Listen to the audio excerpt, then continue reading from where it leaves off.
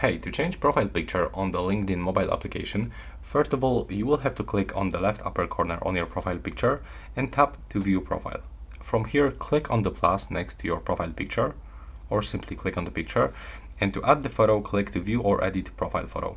Now, you have to click add, and from here, you can take the photo by using your selfie or the rear camera, but also you can upload from your photos. So from here, you will open the gallery of your phone. You can sort from the recents, screenshots, or other. And when you select other, you will be moved into the Google Photos if you are using Android phone.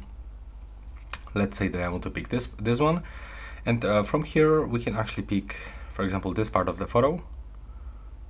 In this place, we can also change the position, so we can rotate it a little bit to the left or to the right. We can also add some filters. We can also set some adjustments like the brightness, that's the contrast, saturation, and we can change these parameters by moving these sliders to the left or to the right.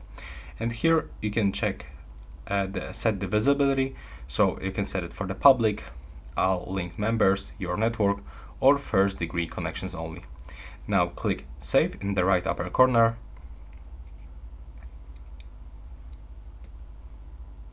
And from here you can go back, and as you can see, that's how it looks.